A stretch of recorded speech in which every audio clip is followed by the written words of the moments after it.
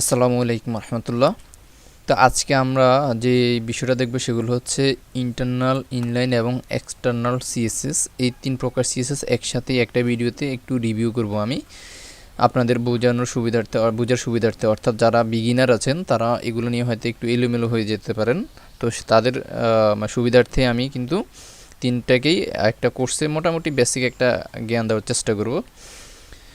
তো প্রথমত আমি কি করব, আমি একটা ফোল্ডার নিলাম, যে একটা ফোল্ডার, এই যে লেসন 14 এর ভিতরে আমি index.html একটা ফাইল নিলাম এবং এই ফাইলটাকে আমি পুরো ফোল্ডারটাকে আমি কি করলাম, টেক্সট এডিটরে ওপেন করলাম। ঠিক আছে, তো একটা হেডিং ট্যাগ নিলাম এবং এটাকে যদি আমরা আউটপুট হিসেবে দেখি তাহলে শুধু হেডিং ট্যাগটাই শো করবে। আমরা যদি এটাকে আউটপুট হিসেবে দেখি, ওপেন উইথ ফায়ারফক্স বা ক্রোম, আপনি যে কোনো একটা ব্রাউজার ওপেন করলেই হবে। দেখুন এটা আউটপুট আসছে এইভাবে।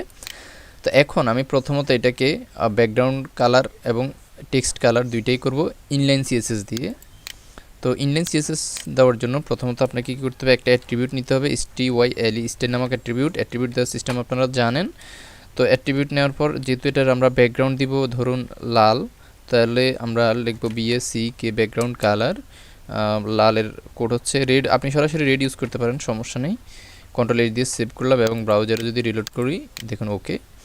এখন আমরা এটাকে দিব কালার, COLOR কালার, মানে টেক্সটের কালার দেওয়ার জন্য, টেক্সটকে লেখাগুলোকে সাদা করার জন্য আপনাকে ইউজ করতে হবে কালার।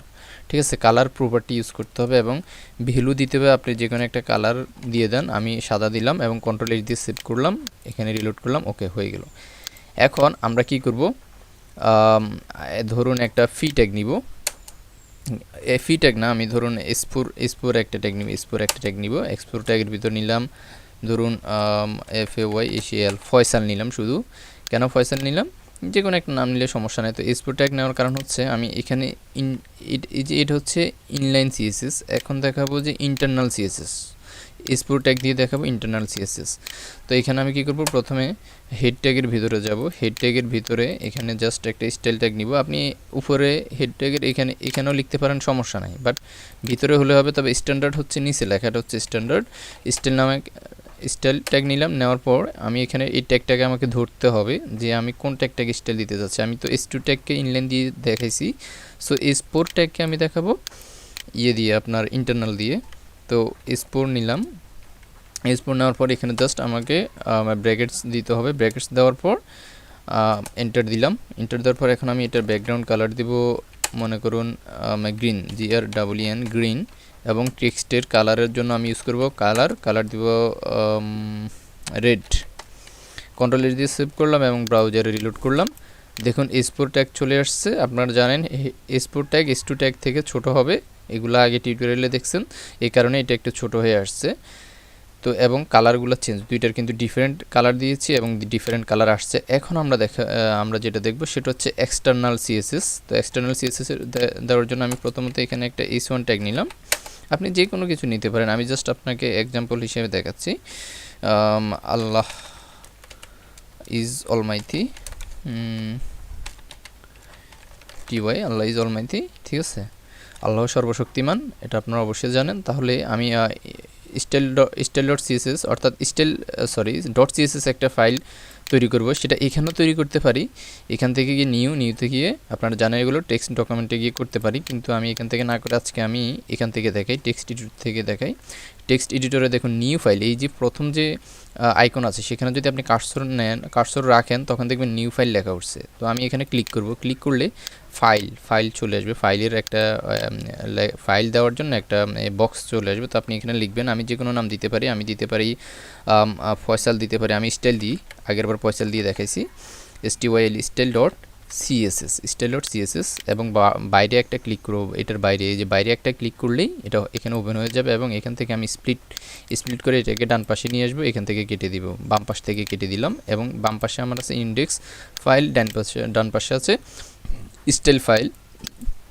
তো এটাকে আমি একটু বড় করতেছি। তো এখন কথা হচ্ছে আমরা ইন্টারনাল দেখলাম, ইনলাইন দেখলাম, এটা হচ্ছে ইন্টারনাল, এবং এটা হচ্ছে ইনলাইন। এখন আমরা দেখব এক্সটার্নাল। তো এক্সটার্নাল প্রথমে আমরা কি করতে হবে, এই ট্যাগটাকে ধরতে হবে, h1 ট্যাগটাকে ধরতে হবে। তো h1 ট্যাগটাকে ধরার জন্য আমরা এখানে রাখলাম কার্সর, রেখে h1 লিখলাম, লিখার পর ব্র্যাকেটস দিলাম, ব্র্যাকেট দেওয়ার পর আমি ব্যাকগ্রাউন্ড কালার দিব, ব্যাকগ্রাউন্ড কালার দিব মনে করুন এখান থেকে রেড দিলাম, ব্যাকগ্রাউন্ড কালার রেড, এবং COLOR কালার দিলাম হোয়াইট, ঠিক আছে, হ্যাশ। আচ্ছা, এইটা তো একবার দেওয়া হয়েছে স্টাইল। তো আমরা এটাকে একটা কাজ করি, কালার এখানে দেওয়া আছে, কালার আমরা দিই গ্রিন, গ্রিন, ঠিক আছে। ব্যাকগ্রাউন্ড কালার রেড, কালার দিলাম গ্রিন, কন্ট্রোল-H দিয়ে সেভ করলাম। সেভ করার পর আমরা যদি ব্রাউজারে গিয়ে রিলোড করি, দেখবেন আমাদের ওই যে লেখাটা আসছে দেখবেন, কিন্তু কোনো কালার আসে নাই। কেন আসে নাই? কারণ হচ্ছে আমরা style.css ফাইলটাকে লিঙ্ক করিনি। লিঙ্ক করার জন্য আমরা জাস্ট এখানে টাইটেল ট্যাগের পরে লিঙ্ক ট্যাগটা ইউজ করতে হবে, LINK লিঙ্ক। তো আপনি যদি লিঙ্ক ট্যাগ ইউজ এখানে না করে যদি নিচেও করেন স্টাইল ট্যাগের পরে, তাও সমস্যা নেই, কিংবা যদি আপনি যদি এখানে উপরেও করেন তাও সমস্যা নাই। তবে স্ট্যান্ডার্ড হচ্ছে আপনার টাইটেল ট্যাগের পরেই কিন্তু এগুলোকে লিঙ্ক করা। তো আমি নিচে করে আপনাদেরকে দেখাচ্ছি, যেহেতু আগেরবার আমি করে দেখাচ্ছি উপরে।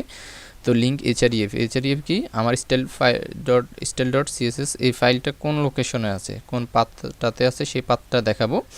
তো আমার এটা যেহেতু ইন্ডেক্স ফাইলের পাশে আছে, সো আমি এখানে লিখব যে আমার ফাইলের নামটা লিখে দিব, ডট এক্সটেনশন, অর্থাৎ এক্সটেনশন সহ আপনি ইউজ করতে হবে .css। কন্ট্রোল-H দিয়ে সেভ করলাম এবং ব্রাউজারে গিয়ে যদি রিলোড করি দেখবেন যে হয়ে গেছে। তো এই ছিল ইন্টারনাল, এক্সটার্নাল এবং ইনলাইন সিএসএস এর ব্যাপার স্যাপার। এছাড়া আমি আপনাদেরকে একটা কথা বলি, সেটা হচ্ছে অনেক সময় আমি স্পেলিং মিস্টেক করি, অর্থাৎ ভুল কোনো একটা জিনিসকে ভুল বলে ফেলি। যেমন স্টাইল অ্যাট্রিবিউটকে অনেক সময় স্টাইল ট্যাগ বলে ফেলি। তারপর হচ্ছে এরকম অনেক কিছু ভুল মিস্টেক হতে পারে। তাছাড়া আমার বলার স্টাইলটাও অতটা সুন্দর না, সেটা আমি জানি, বাট আমি তারপর চেষ্টা করতেছি আপনাদেরকে স্মুথলি সুন্দরভাবে এক্সাম্পল সহকারে বোঝানোর। তো আপনারা কী রকম বুঝতেছেন আমি আসলে জানি না। আপনারা অবশ্যই কমেন্ট বক্সে জানাবেন যে আপনারা আসলে বুঝতে পারতেছেন কি না, এবং কীভাবে আরেকটু ইমপ্রুভ করা যায় ভিডিওর কোয়ালিটি বা শেখানোর কোয়ালিটি, সেটা অবশ্যই জানাবেন। আর হ্যাঁ, ভালো লাগলে অবশ্যই ভিডিওটা, যদি ভালো লাগে তাহলে অবশ্যই চ্যানেলটি সাবস্ক্রাইব করে রাখবেন। অ্যান্ড আমি ইনশাল্লাহ আস্তে আস্তে সব কিছু দিব। আমি আসলে সময় পাচ্ছি না, এই কারণে আমি দিতে পারতেছি না, রেগুলার ভিডিও আপলোড করতে পারতেছি না। তবে ইনশাল্লাহ আমি চেষ্টা করবো আপনাদেরকে ভালো কিছু দেওয়ার জন্য। সবাই ভালো থাকবেন, সুস্থ থাকবেন, দেখা হবে নেক্সট টিউটোরিয়ালে ইনশাআল্লাহ। আল্লাহ হাফেজ।